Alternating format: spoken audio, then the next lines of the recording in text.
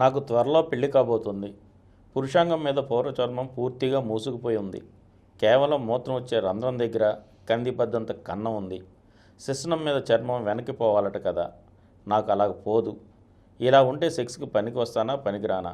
నేనేం చేయాలి? మీ సలహాపైన నా జీవితం ఆధారపడి ఉంది. పురుషాంగ పూర్వచర్మం అంటే ప్రిప్యూస్ అంటారు. ఇప్పుడు ఈయన మూసిపోయిన దాన్ని ఫైమోసిస్ అంటారు. వైద్య భాషలో ఫైమోసిస్ అంటారు. అలా ఉండకూడదండి. చిన్నప్పుడే తల్లిదండ్రులు గుర్తించి అలా ఉన్నప్పుడు సర్కంసిషన్ సుంతి ఆపరేషన్ చేయాలి. సుంతి ఆపరేషన్ చర్మానికి చిన్నప్పుడు చేయాలి. కొన్ని సందర్భాల్లో దాని కింద స్మెగ్మా పాచి తయారై దాంట్లో క్యాన్సర్ సంబంధించిన HPV virus, human ప్యాపిలో virus virus చేరుతుంది, క్యాన్సర్ గుర్తుంచుకోండి. అంచేది ఎవరికైనా సరే పురుషాంగం పూర్వచర్మం మూసేసి ఉంటే, ఫైమోసిస్ ఉంటే, చర్మం వెనక్కి ఫ్రీగా వెళ్ళకపోతే చిన్నప్పుడే శుంఠి చేయించాలి.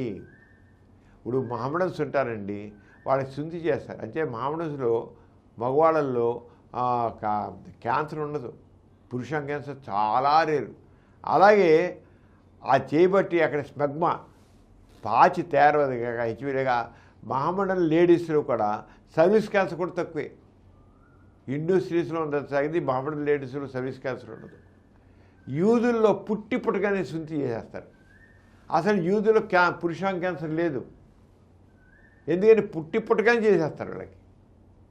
అంచేత కనీసం హిందూస్ చేయించుకున్నా సరే పురుషాంగం పూర్వచర్మం తేలిగ్గా ముందుకు వెనకాలి. చిన్నప్పటి నుంచి స్నానం చేసి వెనక్కి లాగి శుభ్రంగా సోప్ పెట్టి రుద్ది క్లీన్గా ఉంచుకోవడం అలవాటు చేసుకోవాలి.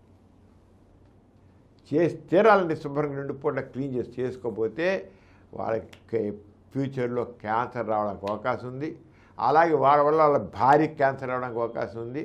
అంచేది ఎవరికైతే మూసేసి ఉంటుందో వాళ్ళు తప్పకుండా శుంఠి చేయించుకోవాలి. అంతేగాని పర్వాలేదు కదా, నాకు ఇబ్బంది లేకుండా ఉంది కదా, నా యూరిన్ బయటకు వస్తాం కదా, వీర్యం వస్తాం కదా, నాకేం పోయింది అనుకుంటే వాళ్ళ బతుకు నాశనం అవడానికి అవకాశం ఉంది. ఇది జాగ్రత్త పడండి.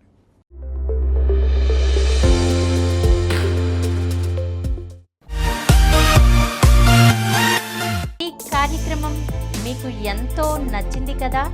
ఇటువంటి మరిన్ని వీడియోల కోసం అనతి కాలంలోనే 20 కోట్లకు పైగా వ్యూస్ సాధించిన సమరం ఛానల్ సమర్పించు సమరం మీకోసం ఛానల్కు సబ్స్క్రైబ్ చేయండి, లైక్ చేయండి, మీ ఫ్రెండ్స్కి షేర్ చేయండి.